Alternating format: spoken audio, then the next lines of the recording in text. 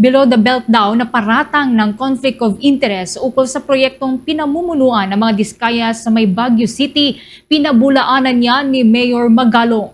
Kaugnay niyan, kumuha tayo ng buong detalye sa pag-uulat ni Bombo JC Galvez.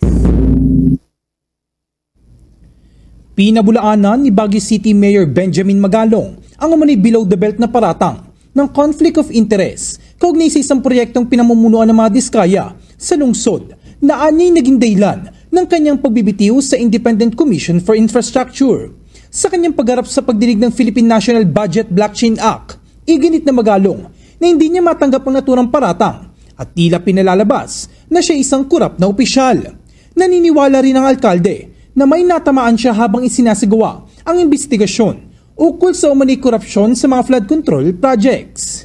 Tinabi na may conflict naman ako being the mayor and at the same time being a member of the ICI. By the way, I'm not a member of the commission. I'm not a commissioner there. In fact, sila nga yung gumawa ng workaround nun na legal advisor investigator.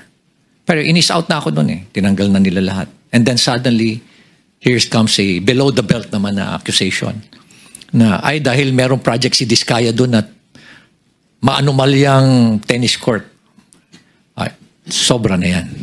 Yun na hindi ko matake. Di ba? Parang pinapalabas mo pa na korap ako. Ay, yan na. Mag-aaway na tayo dyan. Ano? Sa unang-una, sabihin ko nga, kung bulok ba ako, lalabanan ko yung mga very powerful na tao dyan. Di ba? You have to make sure that you have the moral ascendancy bago mo labanan yung mga tao. Otherwise, masisira ka din. So nonetheless, I think I struck a nerve. You know? I don't like to, expound further. Basta I believe I struck a nerve or several nerves. Tinukoy din ni Magalong ang mga natuklasan niya sa kanyang maikling pananatili sa komisyon kung saan may 3 pangunahing grupo na talamak at walang takot sa paggawa ng korupsyon. Ang mga korap na politiko, mga korap na opisyal ng Department of Public Works and Highways at mga korap na kontraktor. Ayon sa kanya, naging maliit na industriya o pinagkakakitaan ng mga ghost at substandard na flood control projects. I had a very brief stay with ICI, Mr. Chair. But the one thing that I found out, there are actually only 3 players, main players yan. Yung mga korap na politiko, yung mga korap na mga bureaucrats, and we're talking about infra, ibig sabihin mga korap na DPWH officials, at yung mga korap din ng mga contractors. Lahat sila korap dyan. Lahat. And the way I see it, it has become a cottage industry, a livelihood program. Sa laki ng perang involved. Pangunguna naman ni Mayor Magalong sa kanilang lungsod ang pagpapatupad ng blockchain technology upang palakasin ang transparency at accountability. Ang blockchain ay isang uri ng teknolohiya sa pag-iimbak at pagbabahagi ng impormasyon na ligtas, transparent at hindi madaling baguhin. Sa pamamagitan din nito, mas mapalalakas ang ugnayan at pagtutulungan ng ehekutibo, legislatura, civil society organizations at iba pang sektor na may mahalagang papel sa pagpapalalim ng demokrasya. Ayon kay Magalong, nagkaroon na sila ng kasunduan ng isang tech company para maipatupad ito.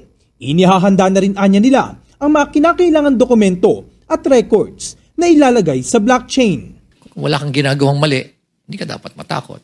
That's why we're pursuing an open government policy. We're now partnering with Bayani Chain. They approached me, we piggyback dun ho sa DBM para hindi ho kami gumastos. And one thing we told them is, make us as your value chain. Pag sinabi yung Baguio City, then maraming local government na mag-strive also at, This partnership aims to strengthen public accountability, provide permanent audit trails, and promote participatory governance. And we are to go live 2 weeks from now, magkakaroon na ho kami or next week, magkakaroon na ho kami ng capacity building today, and we go live on October 15. Yes.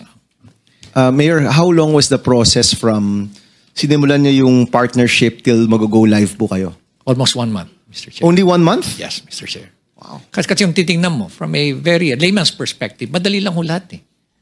Sinabi naman ni Department of Information and Communications Technology Secretary Henry Aguda na maaari nang simulan ng pagpapatupad ng blockchain technology kahit wala pang naipapasang batas. Ngunit anya, kailangan ng batas para maging permanente ito At upang kung sakaling magpapalit man ng administrasyon ay tuloy-tuloy nang nakatala ang mga datos sa blockchain. Hindi, para simulan namin, hindi kailangan pa ng batas. Pwede na namin simulan yung pinag-usapan namin ni Senbam, aralin na namin kung paano i-execute.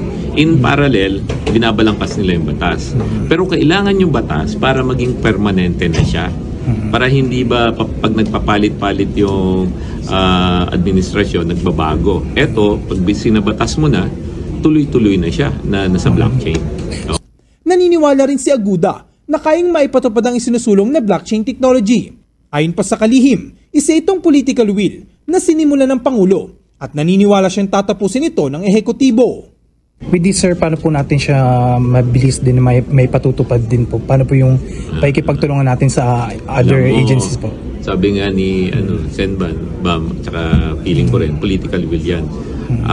Nagsimula yan sa Pangulo at ang Pangulo siguradong tatapusin niya yan. So ang Pangulo nag-instruct na sa aming lahat na mag-cooperate to put this on blockchain. So ano yan, political will comes from the top and everybody will just execute. Kaya naman to, sir. Kaya yan, kaya yan. Binigyan din ni Senador Bam Aquino na oras na upang gawing mas malinaw, madaling ma-access at mas madaling maunawaan ng taong bayan ang proseso ng pambansang budget. Ipinaliwanag ng senador na sa pamamagitan ng blockchain, makikita ng publiko ang lahat ng mahalagang detalye ng budget tulad ng bidding, awarding, disbursement ng pondo, pati na rin ang mga kontrata at bill of materials. Maaari ding maisama ang listahan ng mga bidders upang matiyak ang ganap na pananagutan. Siguro lahat ng pinagbibigyan ng pera ng gobyerno, pera ng bayan, dapat nakalagay sa blockchain. And the terminal point is key, no? Where do we end it? Siguro pag sweldo, yun na yun, terminal point na yun, i-encash mo na yun, di ba? Pagdating sa mga kontrata, nakita kasi natin yung isang picture na lahat tayo na-shock, yung 1 bilyong piso na nandun sa table, di ba? Kung i-require natin na, ang nangyari kasi doon, yung contractor, nakuha niya cash. Yung buong project cost, yan ang cash, tapos pinaghati-hatian nila. But if you require na direct to supplier, for example, kung semento yan, dapat direct to supplier yung resibo mo, no? These are some things that we can do to really limit the corruption or stop the corruption. Kasi kung bulto-bultong pera ang binibigay mo, talagang mahirap na matrace yan. Para sa Bombo Network News, ako si Bombo JC Galvez and this is Bombo Radio Philippines, the #1 and most trusted source of news and information. Basta Radio, Bombo! For the most trusted source of news and information, visit our website at www.bomboradio.com. Follow us on Bombo Radio mobile app, Facebook, YouTube, TikTok, and X, formerly Twitter. Like, share, and stay connected. Anytime, anywhere.